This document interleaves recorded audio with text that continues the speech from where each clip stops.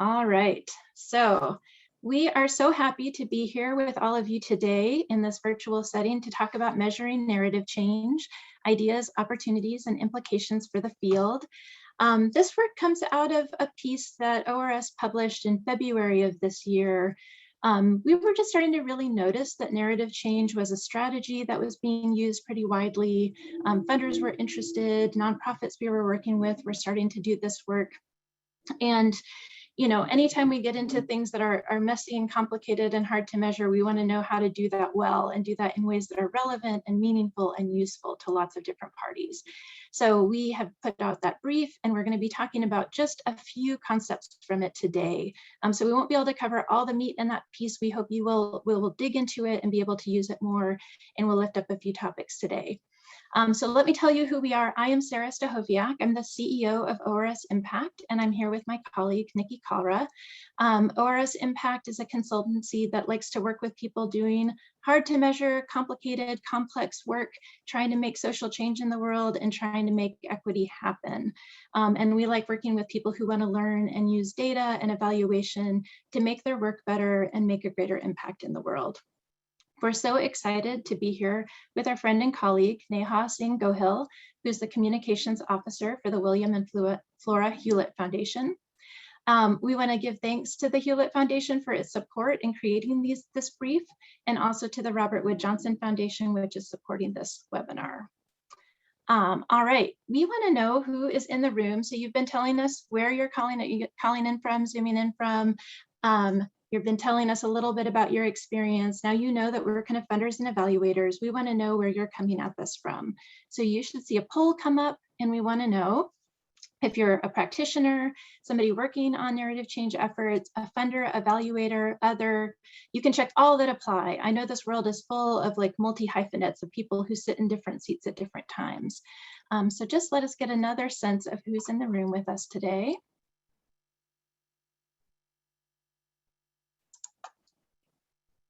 All right, Mia, if you want to go ahead and share those results, they're probably coming in live.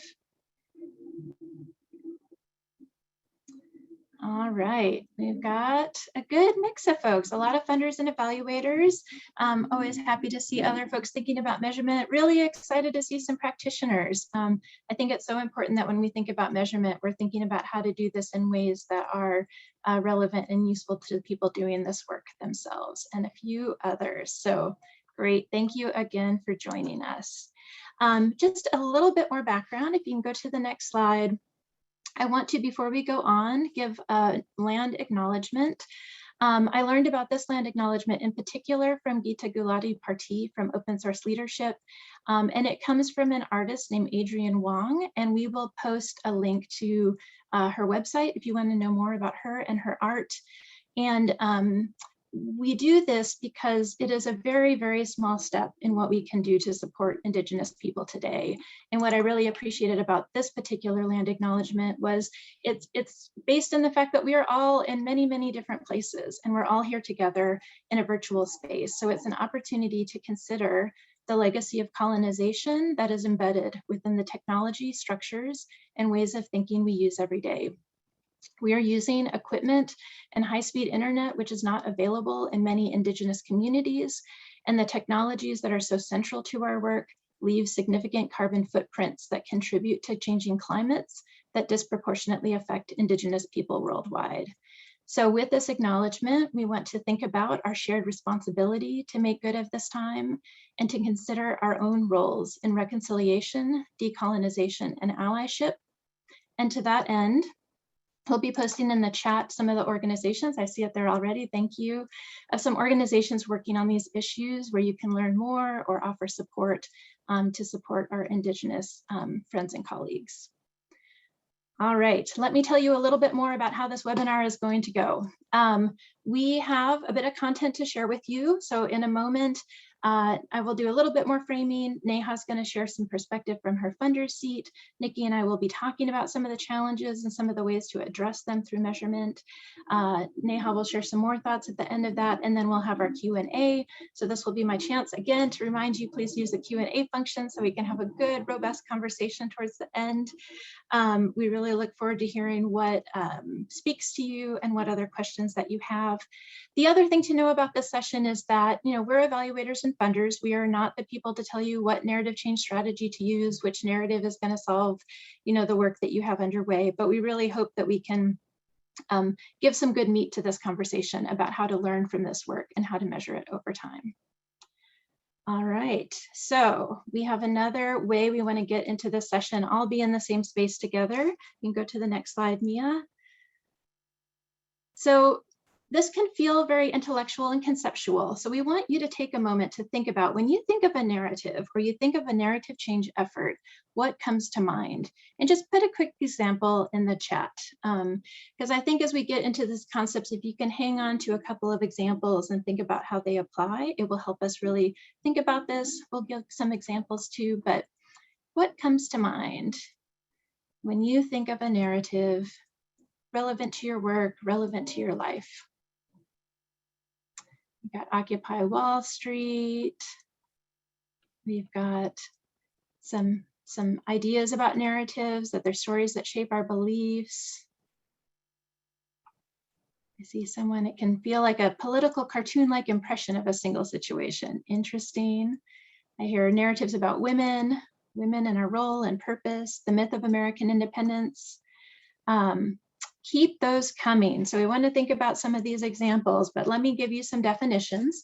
And I think we have some people who are well-versed in this already. So on the next slide, you can see the definition of narrative.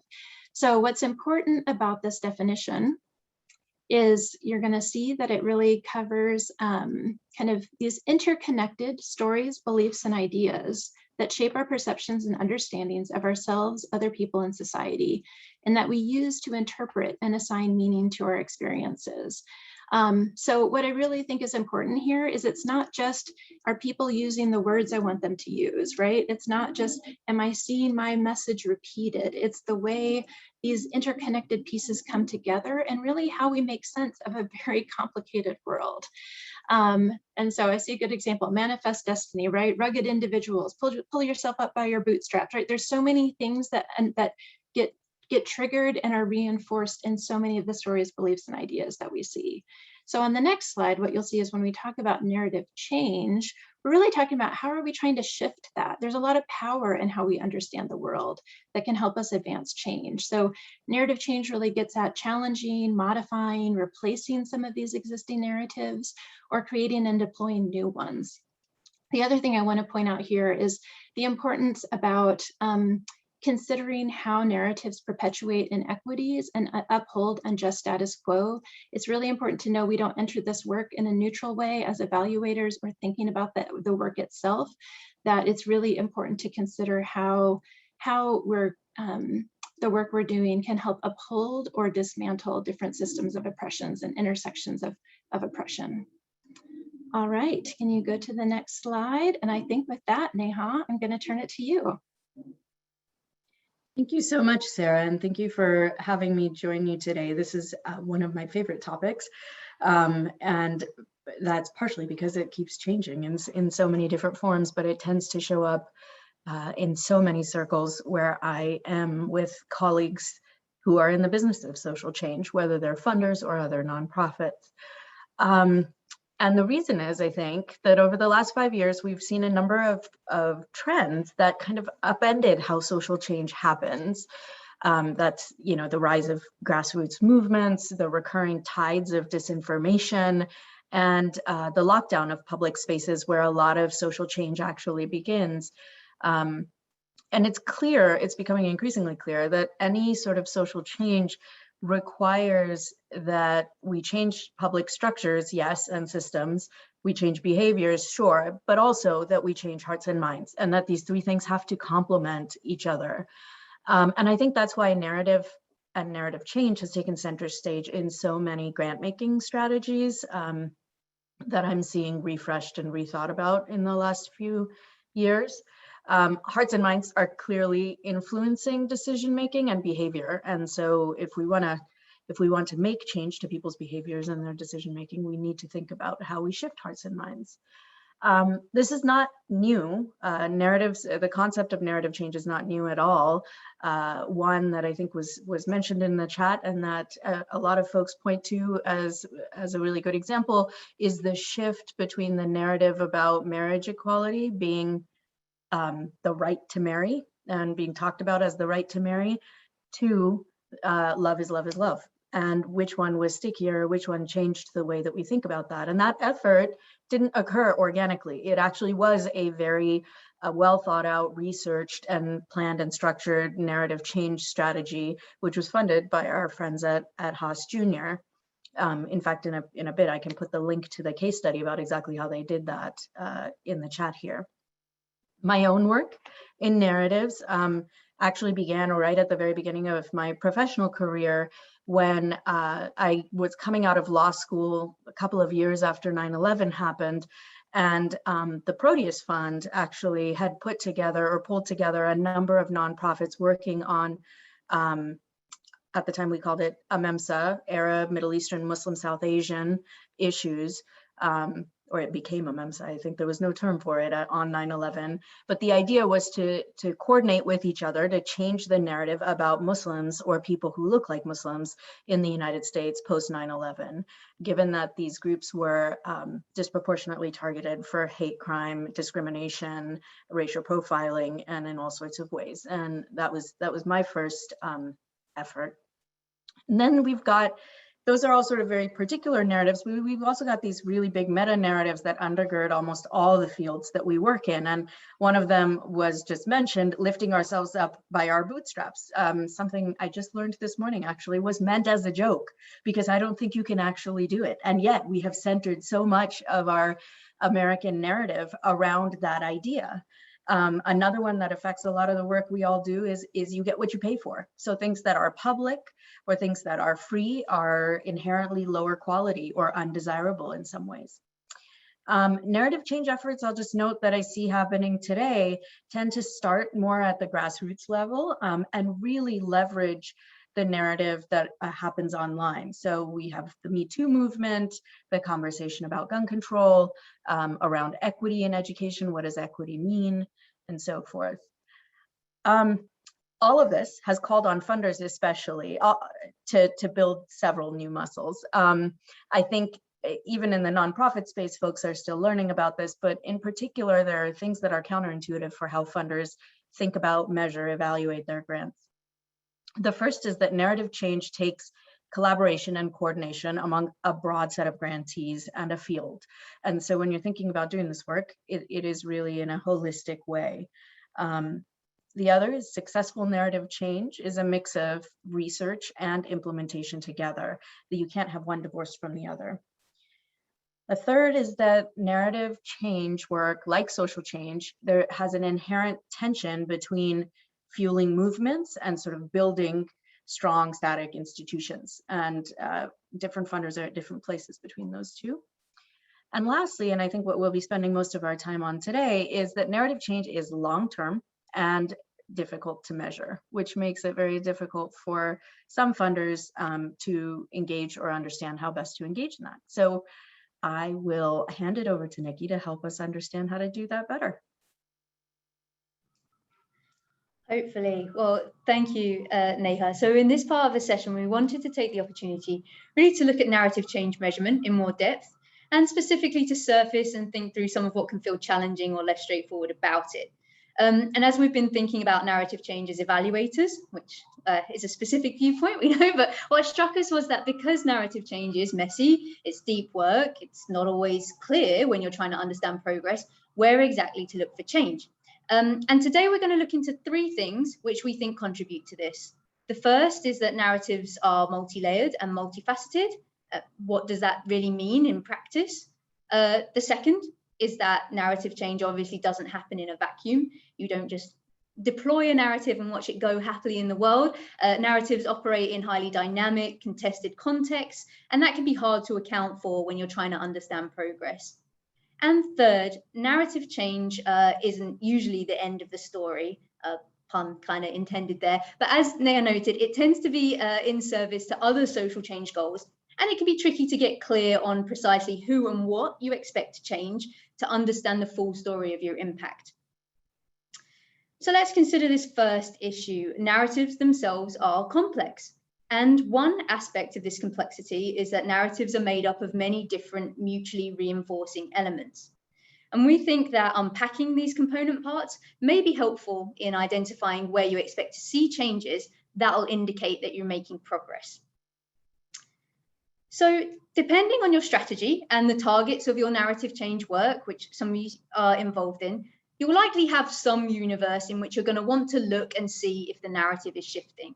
It might be, for instance, in the way media outlets are reporting on an issue, how it's showing up in social media, how particular influencers or decision makers are talking about it, even whether it's reflected in the opinions expressed by a particular target audience that you have. So how do we actually assess what's happening in terms of narrative in this kind of discourse? Well, we're not going to delve too deeply into methods of analysis here. If that's something you're interested in, there are definitely resources out there. For instance, I think the Narrative Initiative and Spitfire Strategies have done a really great field guide to narrative research methodologies, and I'm sure there's other stuff to check out there if you're interested. But we did want to put forward some approaches and concepts that we think are helpful. And so the first idea we offer here is to consider the constituents of narrative when you're trying to see what's changing. So when you're looking at content or discourse, you might look for instance, changes in language, because as we know, and as Sarah flagged earlier in the session, language matters, and it has a really profound impact on shaping both individual and institutional responses to things. So just as an example, drawing from last year's racial justice uprisings, Colour of Change, who have done a lot of work in this area, last year put out a guide to media coverage of protests that identifies both language that serves to reinforce racist narratives and language that counters them. So, for example, one of the clearest examples they gave there was using accurate descriptions of protests as uprisings and resistance, as opposed to using harmful, damaging terms like riots. Now, this guide is meant as a toolkit for those doing the work, right? Like, some of these considerations are around the development of narrative, but you can also see how these considerations are useful evaluative tools for understanding progress. So, for instance, you can look at the increased use or salience of language that aligns with the narrative you're trying to drive, or decreased use of language that doesn't. But that's, as we said, not the be-all and end-all when it comes to narrative. So what other elements might you look at? Well, story is another. We often hear narratives described as collections or constellations of stories. Stories are, as we know, right, things that have heroes and villains, morals and lessons, a beginning and an end point. So you can look to see, in this discourse, in sort of the content you're analysing, what the salient stories are in how people are talking about something, whether they're explicit or, as is often the case, implicit as well. And that's something we'll dig into a little bit later too. Narrative is also at heart about definitional power. Not just who stories are getting told and what perspectives are shared, but who is actually telling those stories.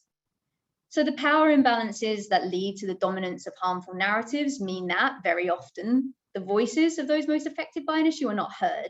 And white dominant assumptions about what counts as knowledge and expertise often tends to sideline lived experience, which means we don't often see these perspectives reflected in discourse. So changing the messengers is an important part of changing the narrative. And you can look to see, whose voices are being amplified, whose voices are considered authoritative and expert on a particular issue. And finally, we posit that you might also think about frames. And this is a slightly subtler or even more expansive concept. But really, the framing of an issue can be understood as the selection of certain aspects of an issue in order to cue specific responses. So this might include, for instance, looking for language and stories, who the messengers are, but it also goes beyond that. So thinking about images that are used, metaphors that are employed to talk about something, even the order in which information is presented. So to come back to the example I used before of Colour of Change and the racial justice uprisings, in that guide, they talk about, for instance, reporting that foregrounds violence in terms of destruction of property and sidelines of systemic violence that is being protested. The idea when we're thinking about imagery of, playing images of smashed windows and buildings on a loop, all these things come together to serve, to frame the issue in a certain way. So these are all things, sort of constituents of narratives that you might be looking for when you're seeking to really think about what you're looking for beyond maybe just shifts in language or specific messaging. But this idea of framing also helps to tee up our next consideration, which is to think about the way that narrative functions cumulatively. So we've asked you to look at the micro elements, and now we're going to think a little bit macro. So the issue with narrative change, right, is that it's not about changing any one of these things in isolation. It's more about cumulative reinforcing shifts across all these elements. And again, we found that some strategy tools, like guides for how to do narrative change, can actually be really helpful when you're trying to understand progress, particularly when it comes to interrogating how these different facets all come together. And we wanted to spend a bit of time here because this can be a site for really getting into whether we're disrupting narrative power and seeing whether or how we're advancing equitable narratives versus, say, just positive messages. So one of the tools that we've come across, and if you've been engaged in narrative change work for a while, or really that it showed up on your radar at all, you'll probably be familiar with this. But this is narrative power analysis, which we encountered in the Center for Story-Based Strategies sort of reimagining change guide. And again, I'm sure lots of you will be familiar with the Center for Story-Based Strategy.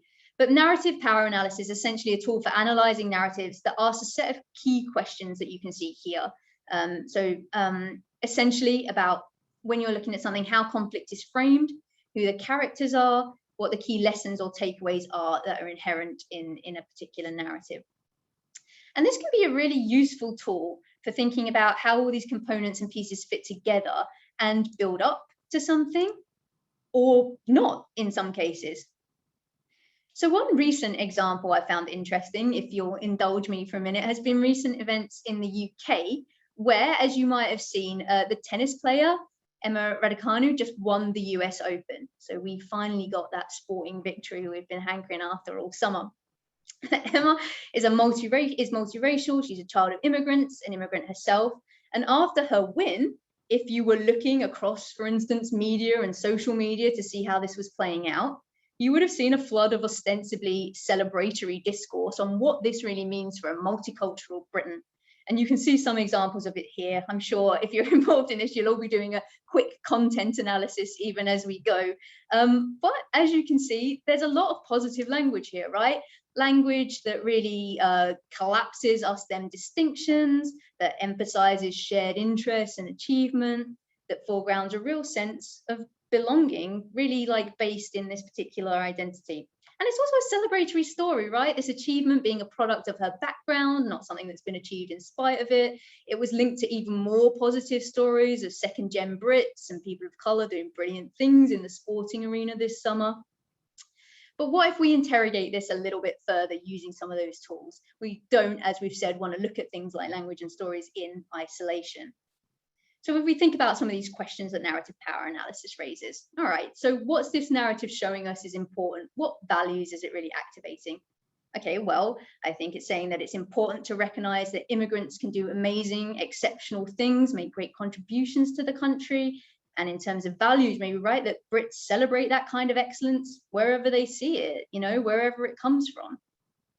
All right, so following that, what's the vision we're seeing for conflicts around immigration, right? What assumptions underlie that narrative? And if we dig a little bit deeper there, right, this is where you see things start to come off the rails a little bit, because we can see an underlying logic at play here, right? The idea that immigrants, that people of color, will be welcomed, celebrated, included in the fabric of society if they are exceptional, if they make these amazing contributions to our shared life, right? And it's not a huge leap then to get to this idea of the good immigrant. And it's really linked to these pervasive deep narratives, or meta-narratives, I think, as Neha referred to them earlier, about deserving and undeserving, about bootstraps and hard work, the idea that your existence in society, as an immigrant, as a person of color, needs to be earned or justified in some way. And then if we think about voice, this was something that many BIPOC leaders and commentators were really quick to point out, particularly as we saw, and you may have seen from the tweets, we saw this narrative being produced and perpetuated by an establishment that has been hostile to both communities, both rhetorically and materially. And so we just wanted to just had come across that example recently and wanted to use it to highlight some tools for thinking about the layers and complexities of narrative. So to really focus on power and equity and think about, when we're analyzing narrative, just about what's lifted up, whose voices are centered, and what those narratives writ large serve to do. And of course, this can also be helpful, I think, as a tool to think about where you need to adjust strategy and so forth. For example, as here, if you're seeing like really positive language being taken up, but the overall framing and who's using that language isn't aligned with the narrative frame that you're putting forward, it might suggest you kind of where shifts in strategy are needed and where you might need to tweak and adjust course and think about and the way you're going about your work. So I'll leave that there. I'll hand over to Sarah to think a little bit about point number 2.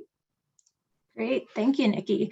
So I'm going to be talking about narrative change not happening in a vacuum. This is not unique to narrative change, right? None of us are scientists doing pure science in a laboratory, but we think there are some elements of narrative change work that have particular resonance about how we think about measurement and how we think about what priorities should be around measuring and evaluation that relate to this. So we think there's sort of 2 facets to not happening in a vacuum. One is external events. And so, these are things that are happening outside of the particular effort that's underway. I'm thinking now about your example, Nikki, right? Like people who care a lot about immigration issues and belonging and other topics in the UK, like this US Open was an event. Who knew that it might have resonance for this topic and issue, right?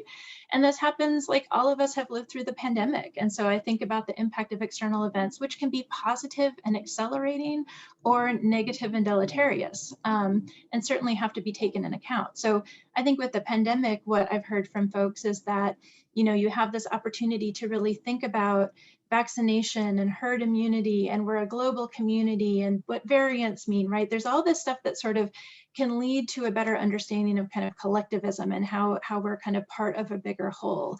And you tie that with the racial reckoning of 2020 and how inequities and the pandemic are sort of intersecting. And it led to a whole new conversation about structural racism in many cases, and maybe accelerated work that in ways that could not have been anticipated. At the same time, the same event, we were working with grantees of the Hewlett Foundation's education program who were working on issues around education reform and education equity. Schools closed. Suddenly everything is about food and internet and health and safety. And so not being attuned to what's happening, be able to respond to that would be very problematic. The other side of this is that there's a system response. When you're trying to change the status quo, when you're trying to change hearts and minds, it's not like the status quo is just there by accident. It's not because somebody just forgot that there was maybe a better way to be. It's because there are particular interests who are benefiting and who do not want to see change. And so as you push at that, you can expect there to be other responses to that. So one example might be, last year, with the increased prominence of Black Lives Matter movement, you started seeing things like All Lives Matter. You start seeing things like repurposing of language. You can start seeing new responses, new messages and framings and narratives coming at you from opponents. You might see increased activity as a way to counterbalance the narratives that might be gaining some traction. And so these matter in a couple ways for measurement and evaluation. If you don't understand what's happening, how the system is responding, and what's happening around the work, you can't understand what trajectory of progress to even expect. Are you in a place that's very hostile and you may be thinking about your work, Neha, after 9/11, right? Like that was a really different context to be in at that moment than it would have been before. And you need to account for that and understand what progress might look like. If you don't have a context for understanding what data mean, what if you were only looking at incidences of Black Lives Matter? If you're not looking at the tone of that, the framing of that, the stories, all those constituent elements, or how much of a system response you're getting in backlash, you don't know that lots of incidents mean much of anything. And then even more importantly, it doesn't reflect what we understand about how practitioners do this work. You have to be nimble, adaptive, responsive, system sensing all the time. And so when we think about measurement and evaluation, it's really important that you build in practices that allow for that system sensing. So there's tools like emergent learning or real-time learning frameworks and complex adaptive systems so that you can build that reflective muscle. We think about having multiple partners and lots of different parts. You need many people coming together to share what they know and what they're seeing and bring many data points to bear to be able to respond appropriately.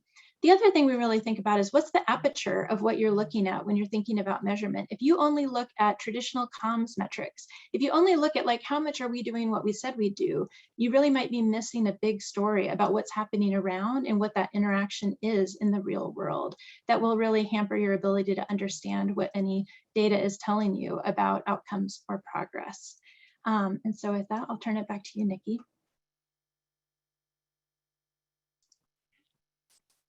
Great. So the final thing we wanted to highlight today, although certainly probably not the final thing that's potentially complex about this kind of measurement, is that changing the narrative usually isn't the end of the story. As we've pointed out throughout, I think, narratives are a product of power. They serve to entrench a status quo. They have a function in maintaining and normalizing that status quo. And so in changing narratives, we're often hoping to drive towards broader societal transformations or goals. And so it can be helpful when thinking about narrative change and thinking about the strategy you're engaged in to consider various different sites of change. And as we'll get to, who gets to define which of these sites are relevant. And how we're thinking about this is really just like, given the breadth and scope of narrative change efforts, what types of changes might you expect to see? There are a lot of different places you might potentially look for change and think about measuring. And, we think it can be helpful with the information you have, knowing that you might not have all of it when you start out, but you'll gather, as Sarah said, more as you go along, to get clear on who and what is changing as a result of your strategy. So beyond things like reach, as Sarah was talking about, which I think is, probably familiar to lots of people engaged in this kind of work, you might consider looking for changes in, for example, narrative change capacities.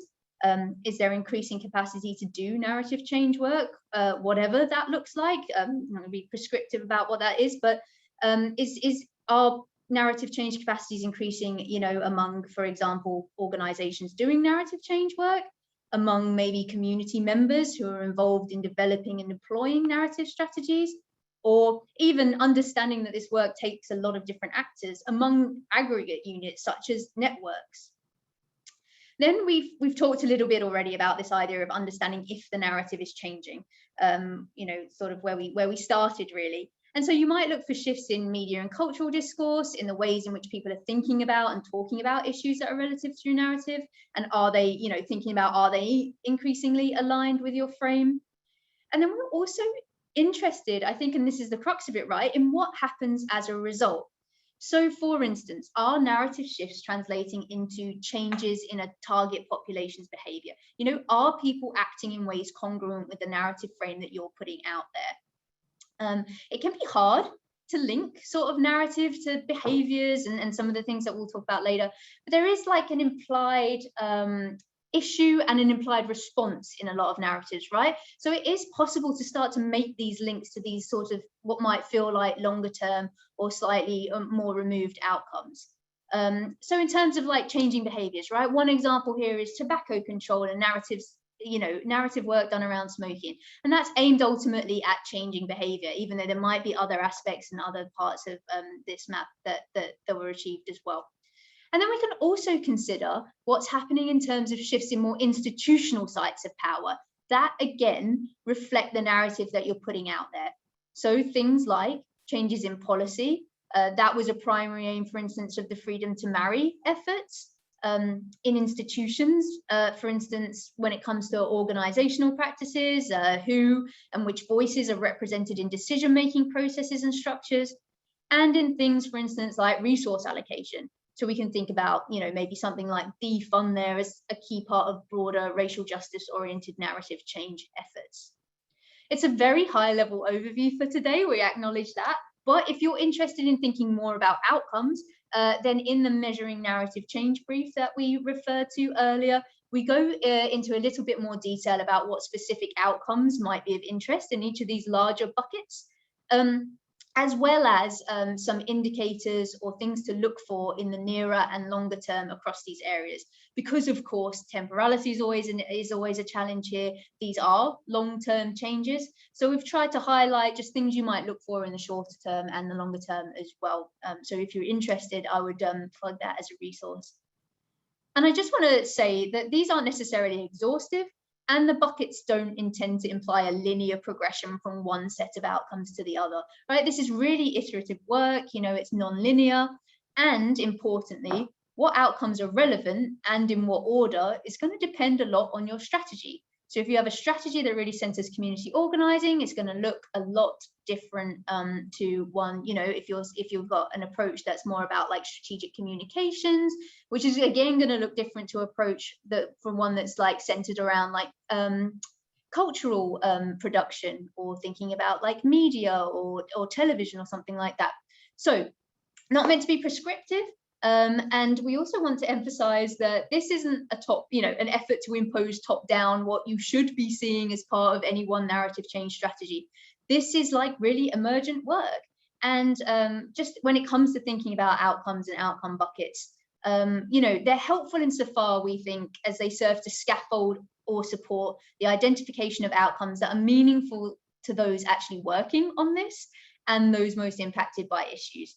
And I think just a final note on defining outcomes is that, we really need to be thinking about things like the extent to which goals of narrative change efforts explicitly respond to race and equity, who is or needs to be involved in shaping those outcomes, and the extent to which those impacted are included in defining where change is needed and what success should look like, and ensuring that this definitional process is done in open, accessible, transparent ways with the requisite supports and resources for meaningful engagement.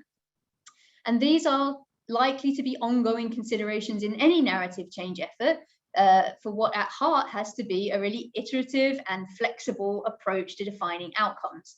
So changing the narrative is not the end of the story, in part because your efforts may not, as you embark on them, actually have a really clearly defined fixed endpoint, especially in the context of reactionary systems, and especially as we're still developing our approaches and learning what works and understanding what the impacts of that work are. And as Naya said, this is often grassroots, highly emergent work. So both, practitioners and funders need to be able and willing to change and iterate on expectations about outcomes, like understand what we're seeing and update our expectations around, what's going to change as a result of our efforts. And especially as the field continues to develop and we continue to learn about these efforts and what works and what happens as a result. So I'll leave it there, and I will hand back to Sarah for a little moment. Great, thanks, Nikki. So what we've tried to do is just lay out a couple of the key challenges that we were seeing lift up as things that make measuring narrative change work challenging. Just by nature, multi-actor, multi-layered, multifaceted in a complex system with opponents and system response that are trying to get to really ambitious, large-scale data. Like this very easy stuff, right? Bread and butter evaluation. So what we've laid out are 5 things that are really just trying to help. Where can you grab on? So despite the complexity, despite the adaptive emergent nature, right? It's not enough to just say, oh, it's too complicated. We're not going to measure it. That's just not going to fly. And I think that's not how people work today. And so having more shared language about what are the important constituent parts, how do we think about the cumulative impact? How do we think about it operating within a context and within a system? And how do we be thoughtful about who and what changes and when, and how to understand that progress? These are all things we think are part of how this work can become more concretized and more useful to those doing the work and those trying to support the work. So we want to just take a quick second before we move to some reaction and Q&A. We're going to bring up these 5 approaches, and we just want to know what speaks to you most. Do any of these most resonate? Are they things that you could imagine looking for in your work, using in your work, things that maybe are hitting you today as feeling most helpful? You should see the poll in front of you for a moment now.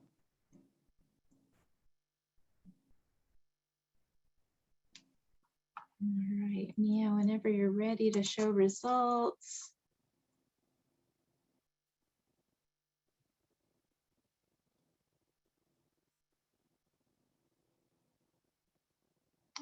right.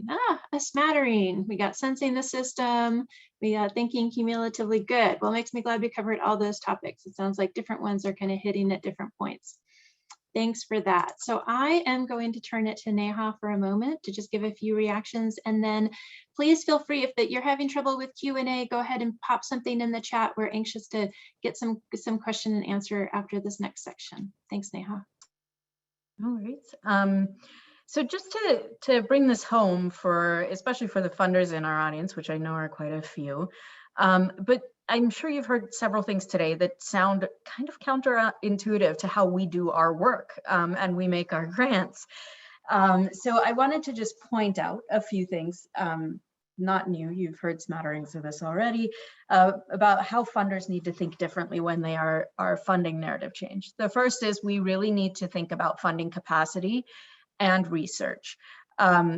Staying at that high level of funding allows us to help create these narratives without getting too involved in them ourselves, and also help create something from which the whole field could benefit. And to state the obvious, large-scale narrative change requires a lot of time and money, and usually that's the level at which, that umbrella level is the level at which funders can be most helpful. The others are be in it for the long term and get comfortable with the gray area, because there is a lot of gray here. Expect the opposition to bring its own narratives and to be blown off course. It is very easy for things to be blown off course. And you know, every news cycle brings its own rattles the cage in its own way. We need to get very clear on where it's more effective to work with existing alliances and movements, and where philanthropy's role is one of a convener, where we are the ones who are trying to bring those alliances together. That's not always the most helpful thing if there are already alliances and movements that are doing the work together more organically.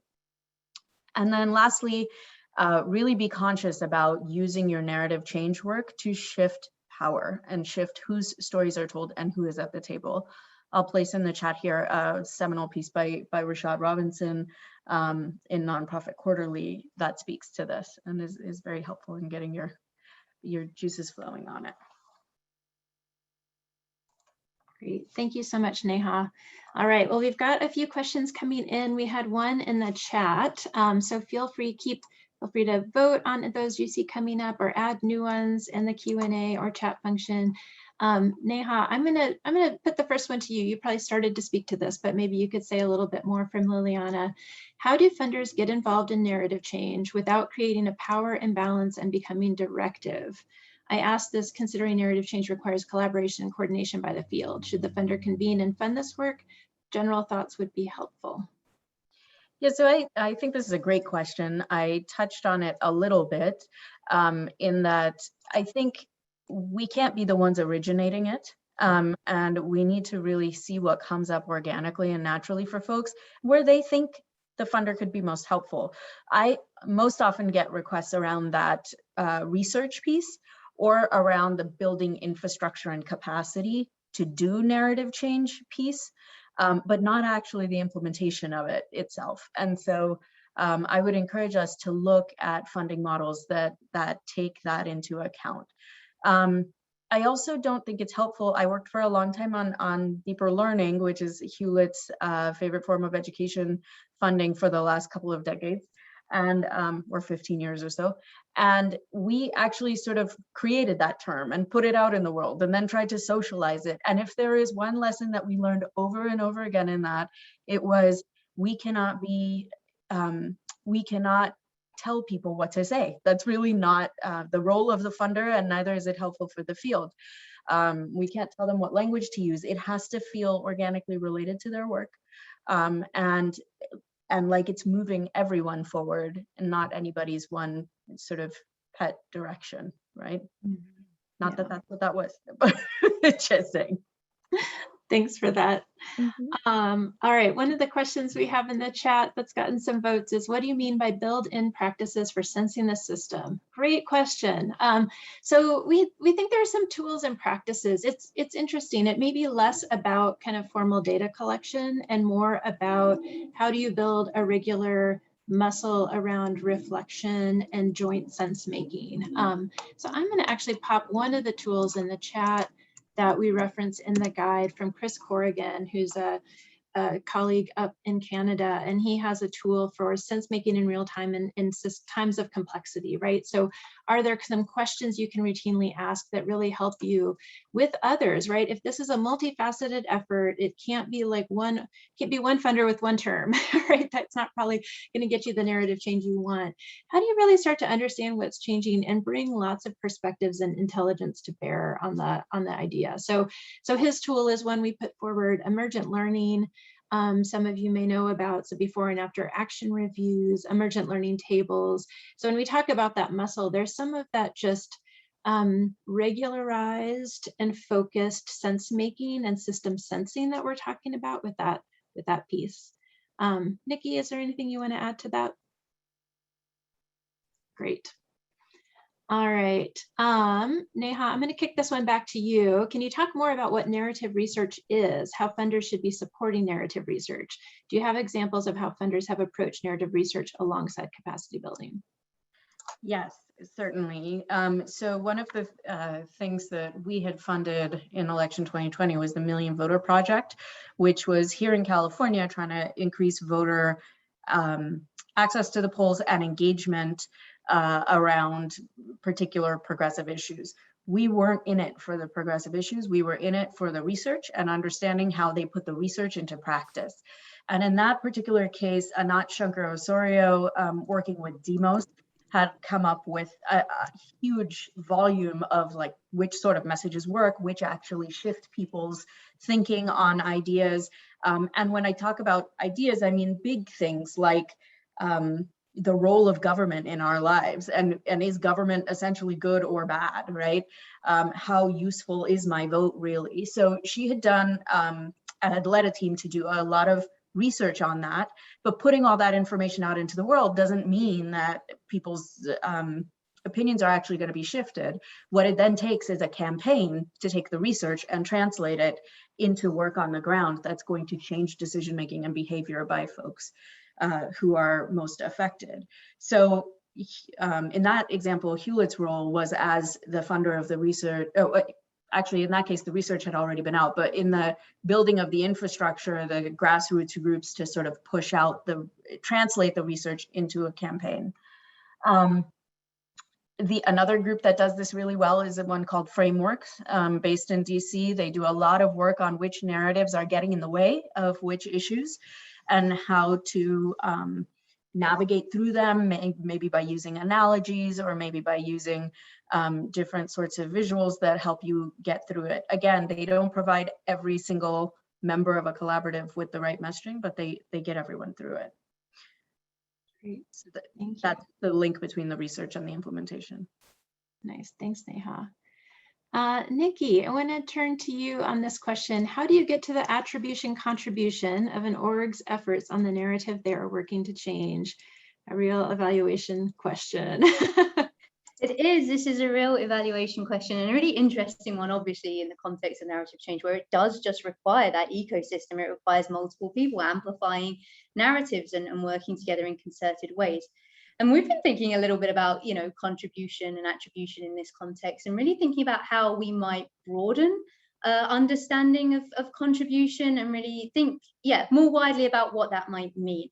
So sometimes when you have like these kind of complex social change efforts, it's not always actually it can sometimes feel almost unhelpful to try and apportion out what did this particular player contribute to an effort, or how might we attribute a particular result to a particular action.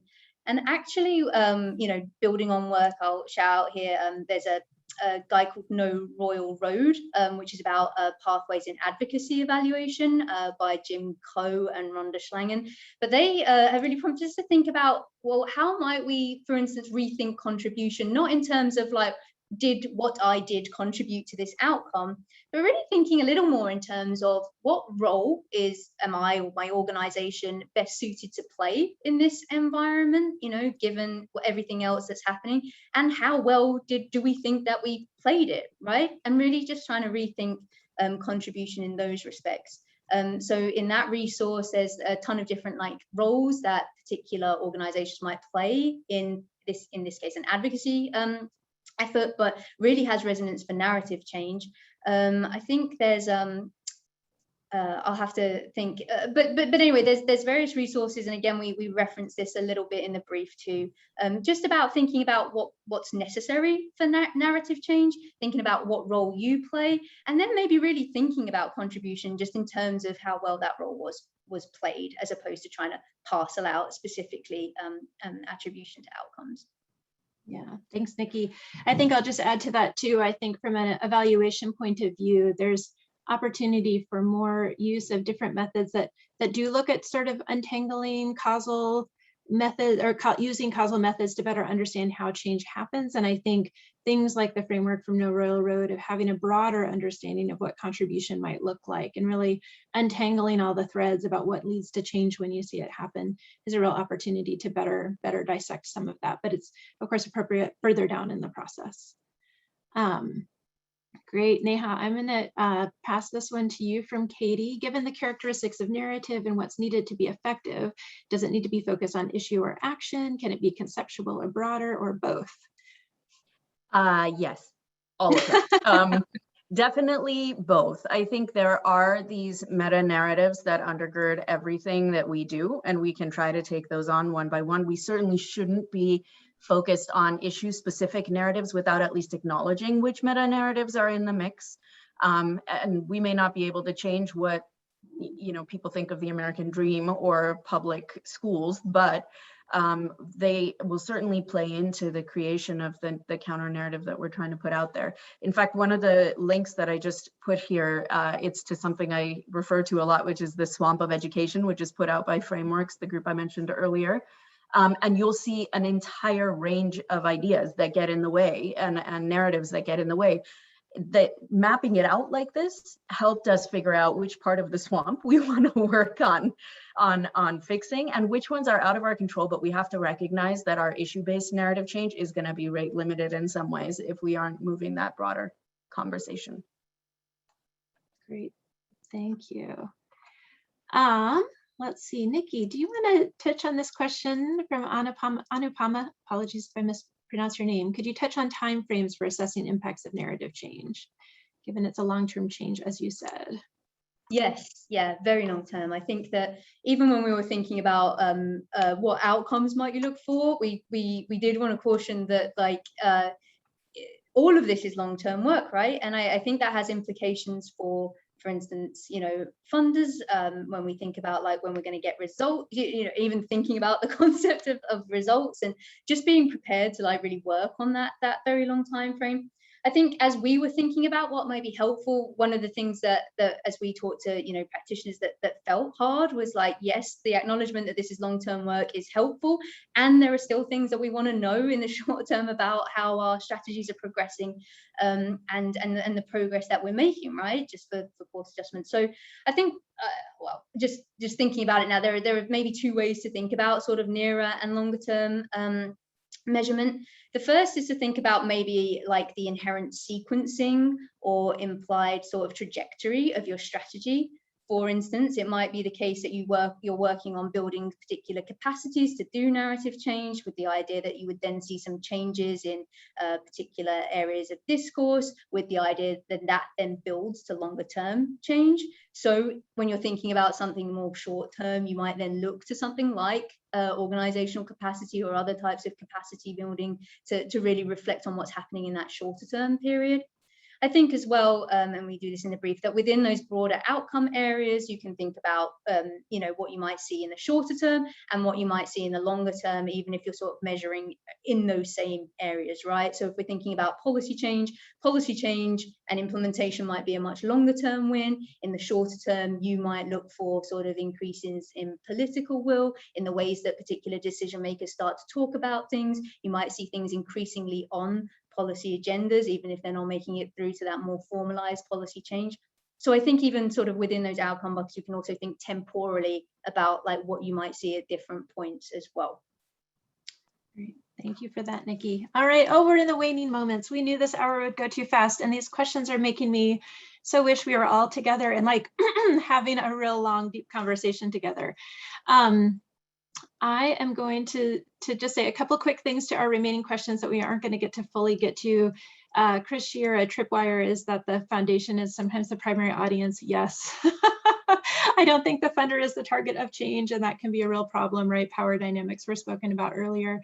Joelle, I love your question about how do you keep that broader focus on narrative shift and not, it can be so, right? It's, we get easily drawn into what's easy to count, what's easy to get our minds around. And so my very quick, like not robust answer enough is that idea of how do you widen the aperture? How do you make sure the units of change and what you're looking at and how you're thinking about the system you're operating within might be a way to quickly speak to that. We also had a request in the chat to make sure we're sharing all of these links. So we will have some follow up after this and may have some additional resources we can share on that front. In our waning moments, I just want to give all of the panelists a quick chance to have a final word. Let's see, Neha, would you like to say a quick last thought for the group as we wrap up? Good luck to everybody in doing this, and I'd love to learn from you as you learn more. Thanks, Nikki. Same, I definitely see this as part of like a shared learning experience, and it's been wonderful to be in community with everybody, and just, yeah, love to see how this develops and continues as the field does. Yeah, I will just echo, this is such a burgeoning space and such important work. We're excited to engage in this conversation, go deeper, learn new things, innovate, be creative. We will follow up with the links and happy to share slides, etc. And just really appreciate all of your engagement. And we hope you all have a wonderful, wonderful rest of your day. Thanks for joining us.